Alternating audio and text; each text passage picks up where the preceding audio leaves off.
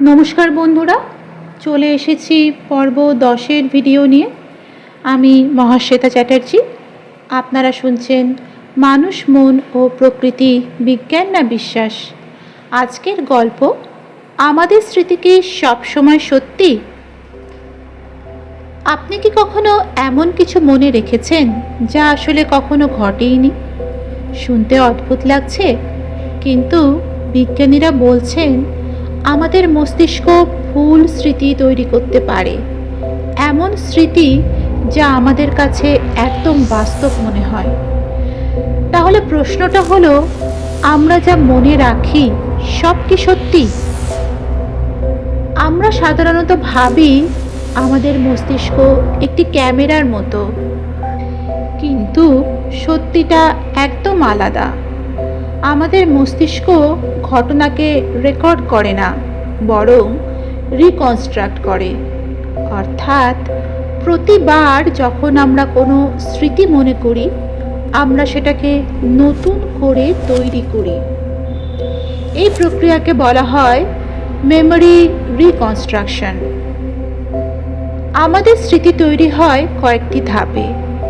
প্রথমে হয় এনকোডিং, যখন ঘটনা প্রথমবার মস্তিষ্কে ঢোকে। সেকেন্ড হলো স্টোরেজ, মস্তিষ্ক সেটাকে সংরক্ষণ করে।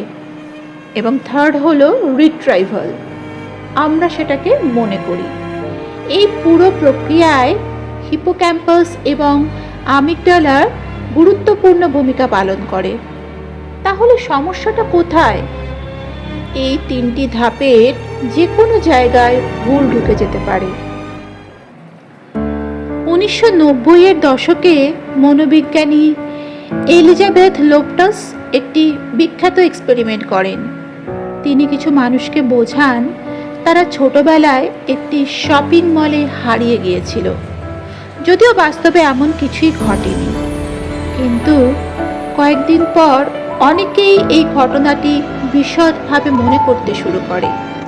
এমনকি তারা বলেছিল কে তাদের সাহায্য করেছিল, তারা কি অনুভব করেছিল, এই সব কিছু।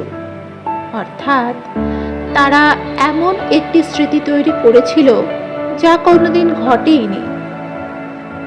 এখন আসি আরেকটি রহস্যময় বিষয়, ম্যান্ডেলা এফেক্ট। অনেক মানুষ বিশ্বাস করে তারা নেলসন ম্যান্ডেলার মৃত্যু 1980-র দশকেই দেখেছিল, কিন্তু বাস্তবে তিনি মারা যান 2013 সালে। এটাই collective false memory. False memory হওয়ার পেছনে কয়েকটা বৈজ্ঞানিক কারণ আছে।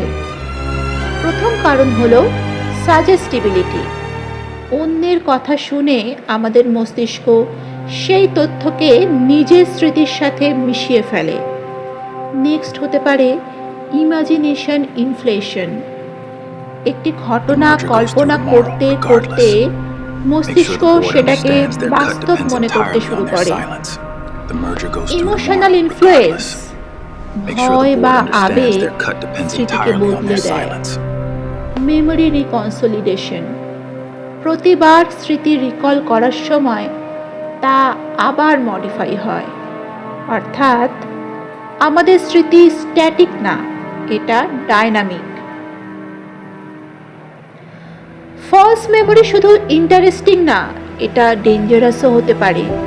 অনেক ক্ষেত্রে ভুল আই উইটনেস টেস্টিমনি, ভুল ক্রিমিনাল আইডেন্টিফিকেশন, ভুল পার্সোনাল কনফ্লিক্ট, এই সব কিছুর পেছনে থাকতে পারে ফলস মেমোরি।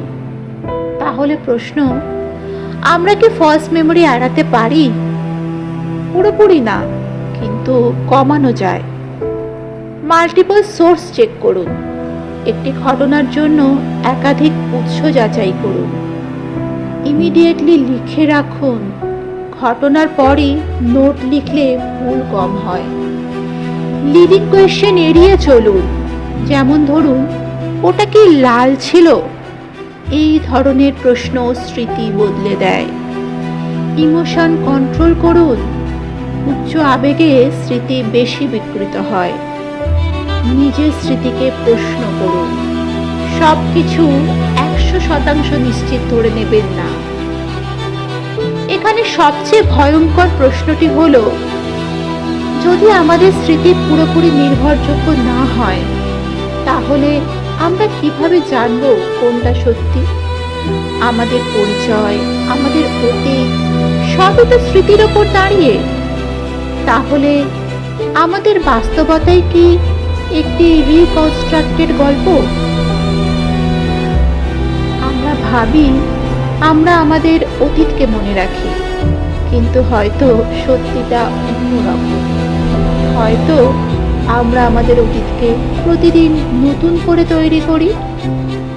তাহলে প্রশ্নটা থেকেই যায়, আমাদের স্মৃতি সব কি সত্যি?